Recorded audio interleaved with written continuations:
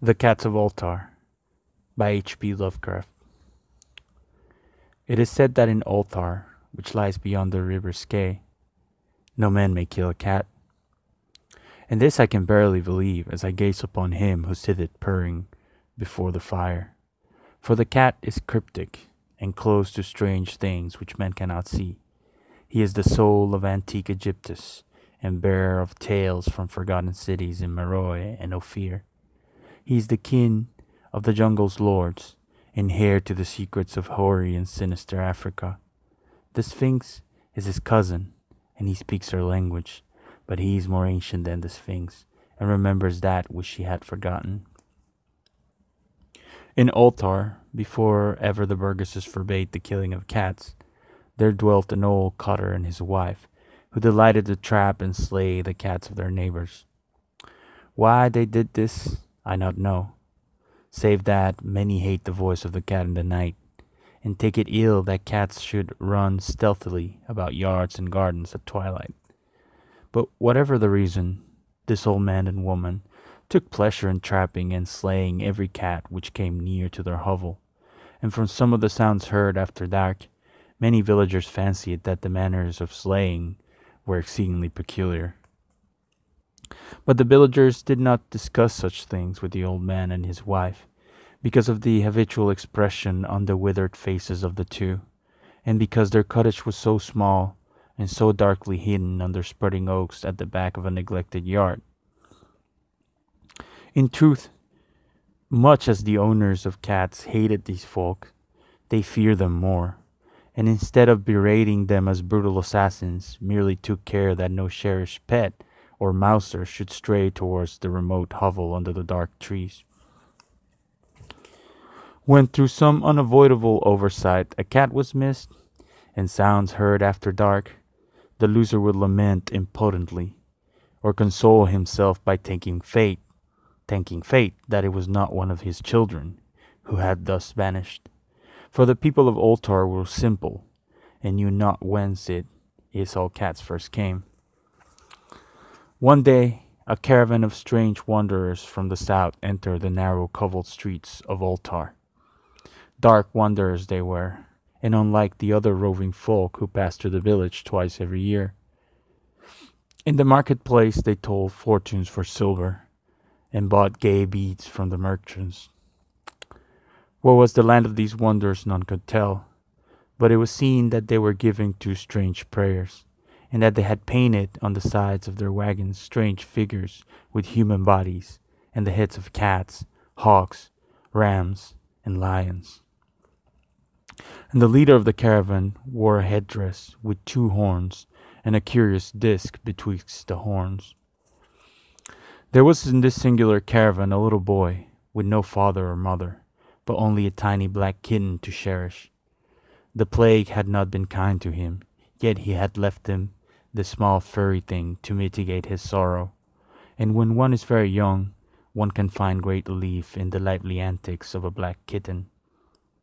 So the boy, whom the dark people called Menes, smiled more often than he wept as he sat playing with his graceful kitten on the steps of an oddly painted wagon.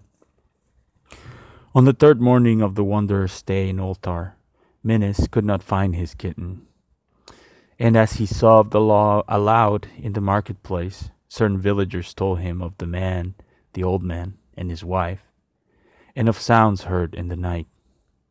And when he heard these things, his sobbing gave place to meditation, and finally to prayer.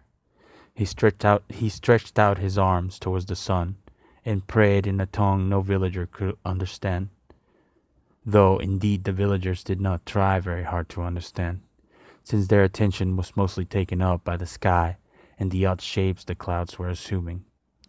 It was very peculiar, but as the little boy uttered his petition, there seemed to form overhead the shadowy, nebulous figures of exotic things, of hybrid creatures crowned with horn-flanked discs. Nature is full of such illusions to impress the imaginative.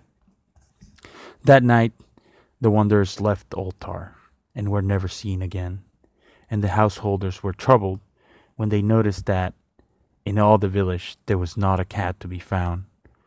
From each hearth the familiar cat had vanished.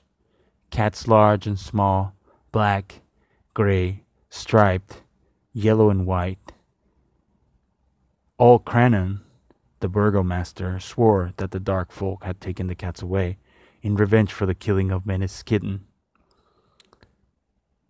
and cursed the caravan and the little boy. But Nith, the lean notary, declared that the old cutter and his wife were more likely the persons to suspect, for their hatred of cats was notorious and increasingly bold. Still, no one durst complain to the sinister couple, even when little Atal, the innkeeper's son, vowed that he had at twilight seen all the cats of Ulthar in that accursed yard under the trees, pacing very slowly and solemnly in a circle around the cottage. Two abreast, as if in a performance of some unheard of rite of beasts. The villagers did not know how much to believe from so small a boy, and though they feared that the evil pair had charmed the cats to their death, they preferred not to chide the old cutter until they met him outside his dark and repelling yard. So Ulthar went to sleep in vain anger.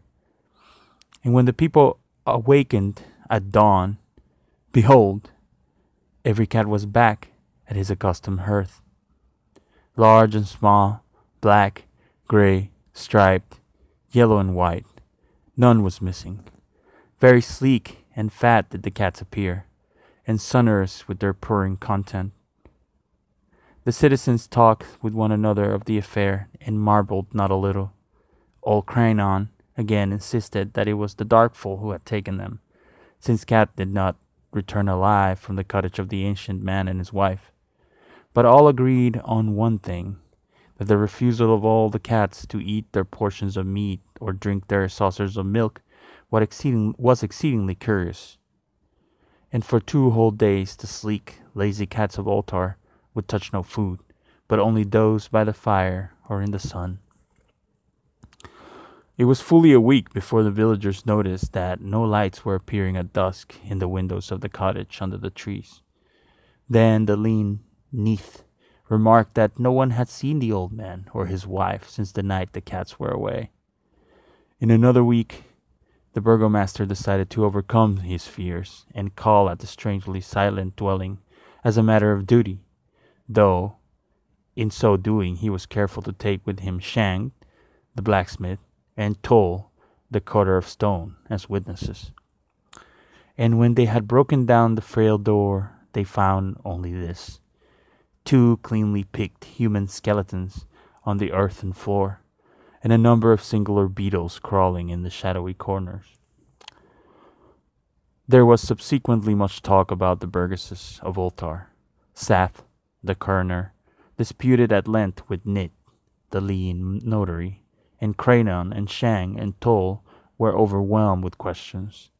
Even little Atal, the innkeeper's son, was closely questioned and given a sweet meat as reward. They talk of the old cutter and his wife, and the caravan of dark wanderers, of small Minis and his black kitten, of the prayer of Minis, and of the sky during that prayer, of the doings of the cats on the night the caravan left, and of what was later found in the cottage, under the dark trees in the repellent yard. And in the end, the burgesses passed that remarkable law, which is told of by traders in Hatek and discussed by travelers in Nir, namely, that in Ulthar no man may kill a cat.